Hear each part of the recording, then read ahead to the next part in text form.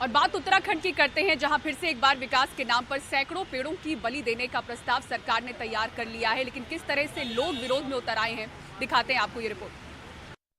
अगर बरगद और पीपल और ये सारे पेड़ खत्म हो जाएंगे तो जो बाकी एनवायरनमेंट है वो भी खत्म हो जाएगा। अगर पेड़ नहीं होंगे तो आप समझ सकते हो कितना कुछ एनवायरनमेंट में डैमेज होगा। हम रोड को अगर चौड़ी कर रहे हैं इसलिए क्योंकि सुगमता चाहिए ट्रैफिक में, तो उसके और तरीके भी तो होते हैं ना। ये बस पीपल का एक पेड़ नहीं, उत्तराखंड का पितामह है। इसने उत्तराखंड पर नेपाल का आक्रमण देखा, सेंगोली की संधि देखी, देश का पहला स्वाधीनता संग्राम देखा। इसके सामने से होकर ही अंग्रेज देहरादून से मसूरी पहुँचे। जब देश आज़ाद हुआ तब भी ये पौने 200 साल का था। 1805 में जब उत्तराखंड का सबसे बड़ा भूकंप आया तब इसने जड़ें जमाई और आज भी जमा हुआ है। ना जाने कितनी ही पीढ़ियों को इसने अपनी छाँव दी, लेकिन ये छाँव अब छिनने वाली है। अगर आज की सरकार की चली तो करीब 250 साल पुराना ये पीपल का पेड़ काट दिया जाएगा। इसका बिल्ला नंबर छप चुका है, पेड़ नंबर 160। सड़क चौड़ी करने की सरकार की जिद करीब 9 मीटर गोलाई वाले इस पेड़ की जान लेने वाली है। साथ में कई और पेड़ों की जान भी खतरे में है।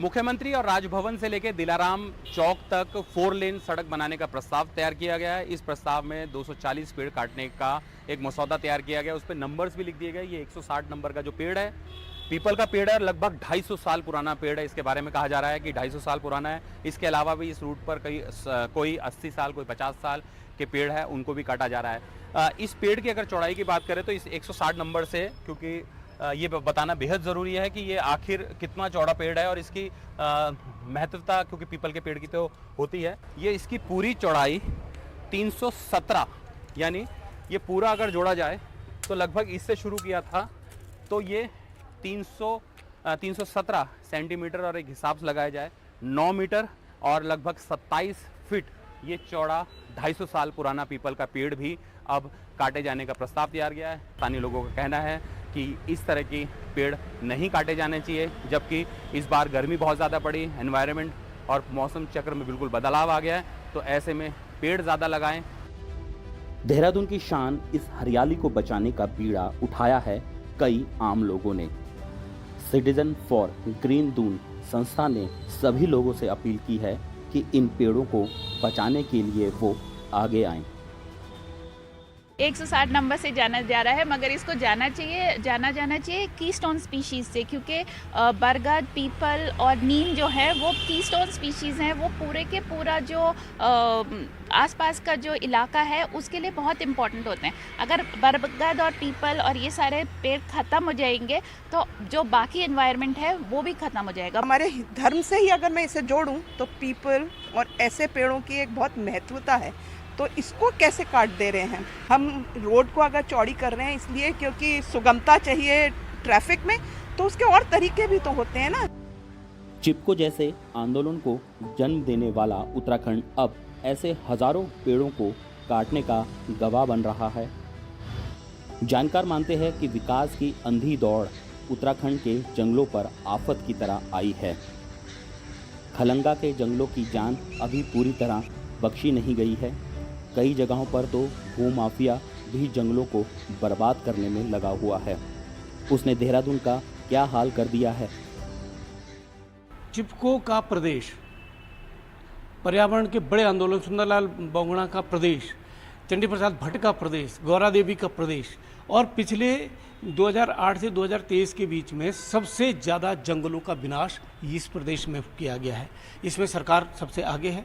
उसके अलावा जो ये सरकार समर्थित जो भूमाफिया ने जो ये क्लस्टर्स बन गए, जो अर्बन क्लस्टर्स बन गए, चाहे देहरादून है, चाहे हल्द्वानी है, चाहे कोटद्वार है, इस फ्रिंज में जितने भी पेड़ थे, बगीचे थे, वो 10 से 15 लाख से ज़्यादा पेड़ तो अकेले ये एक असेसमेंट ये है कि देहरादून में कट गए हैं। हमारे यहाँ पर इस दौरान 14,141 हेक्टेयर जो फॉरेस्ट है उसका डाइवर्जन हुआ नॉन फॉरेस्ट एक्टिविटीज़ के लिए।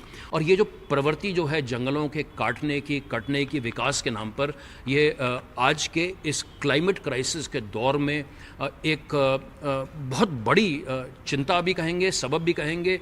पेड़ों को बचाने के लिए जिस राज्य में चिपको आंदोलन चला, वही राज्य देश के उन राज्यों में नंबर 1 है जहां पर विकास के नाम पर सबसे ज़्यादा जंगलों का कटान किया गया।